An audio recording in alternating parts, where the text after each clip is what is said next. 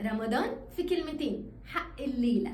حق الليلة هو حاجة بنبدأ نحتفل بيها من بداية شهر شعبان قبل ما يجي شهر رمضان، وده اللي بيحصل في الإمارات. أهل الإمارات بيخرجوا في الفريج اللي هو في الساحة ويبدأوا يحتفلوا من نص شهر شعبان لحد آخره وبداية شهر رمضان في يوم اسمه حق الليلة. زيه بالظبط بيحصل في دمشق بس اسمها التكريزة. بيبدأوا أهالي دمشق يخرجوا فيها، يروحوا المتنزهات والشواطئ وغيرها والتجمعات العائلية ويحتفلوا بمرور شهر شعبان وقدوم شهر رمضان. نفس الاحتفالات بالظبط لأهل الشام اسمها شعبونية.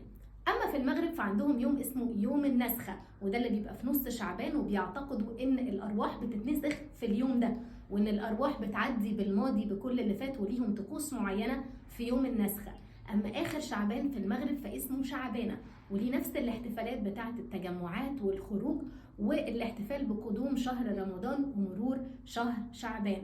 نفس الاحتفالات دي في السعودية وفي الكويت اسمها يوم القريش، اللي بتبدأ من نص شعبان ولحد آخر شعبان.